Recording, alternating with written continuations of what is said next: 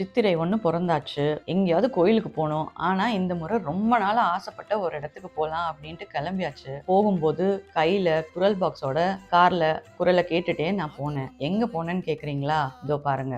இதுதான் நம்ம வள்ளுவர் கோயில் தெரு. வள்ளுவர் கோயில் தெருவுல எங்க?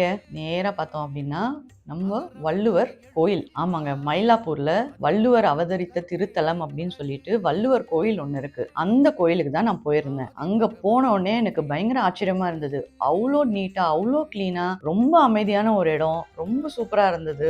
உள்ள போயிட்டு நம்ம வள்ளுவரை பார்க்கலாம், தரிசிக்கலாம் அப்படின்ட்டு குரல் பாக்ஸோட நான் உள்ள போனேன். போன அப்புறமா கோயிலோட அர்ச்சகர் ஆறுமுகம் ஐயா வந்து எனக்கு எல்லாத்தையும் விளக்கமா சொன்னாரு. ரொம்ப நல்லா இருந்தது கேட்கும்போது. அந்த கோயில் என்னெல்லாம் நான் பார்த்தேன் அப்படிங்கிறது உங்களுக்கும் இப்ப எக்ஸ்பிளைன் பண்றேன். நீங்களும் இந்த ரீல்ல ஃபுல்லா பாருங்க.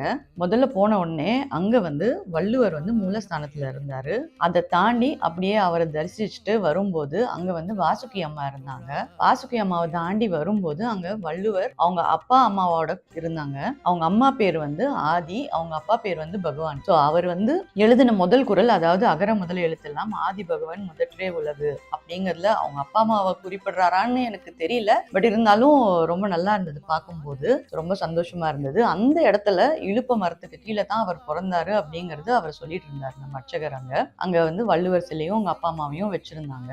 அங்க வந்து வள்ளுவர் குழந்தையா அவங்க அம்மா கையில வச்சிருக்கிறத பார்த்தேன்னா, ஸோ அதை தாண்டி நான் போகும்போது அங்க வந்து ஒரு பெரிய கிணறு இருந்தது. அந்த கிணறு என்ன அப்படின்னு கேட்கும்போது அவர் சொல்லிட்டு இருந்தாரு, நம்ம வாசுகி அம்மா வந்து அங்கதான் வந்து தண்ணி வந்து இறைச்சிட்டு இருந்தாங்க. அப்போ வள்ளுவர் ஐயா கூப்பிடும்போது அதை அப்படியே விட்டுட்டு வந்தப்போ அப்படியே நின்றுட்டு இருந்தது. அந்த கிணறு நம்ம நிறைய பேர் கேள்விப்பட்டிருப்போம். நான் அதை அப்பதான் நேர்ல பார்த்தேன். கிட்டத்தட்ட ஒரு 2000 வருஷம் பழமையான கிணறு. பார்க்கும்போது ரொம்ப பிரமிப்பா இருந்தது எனக்கு. அவ்வளவு நீட்டா மெயின்டைன் பண்ணிட்டு இருந்தாங்க.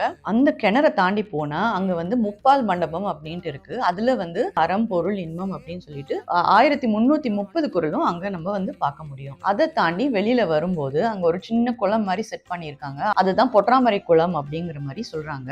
அதுல வந்து நம்ம வள்ளுவர், ஔவையார், பாண்டிய மன்னர் 3 பேரும் நின்றுட்டு இருக்கிறது பார்க்க முடியுது. ரொம்ப சிறப்பான ஒரு இடம். நீங்க வந்து கண்டிப்பா சென்னையில இருந்தீங்கன்னா இந்த கோயிலுக்கு டெஃபினட்டா விசிட் பண்ணுங்க. உங்க எல்லாருக்குமே கண்டிப்பா பிடிக்கும். உங்கள எத்தனை பேர் வந்து இந்த கோயிலை ஆல்ரெடி பார்த்திருக்கீங்க, இல்ல இனிமே பார்க்க போறீங்கிறது எனக்கு கமெண்ட்ல சொல்லுங்க.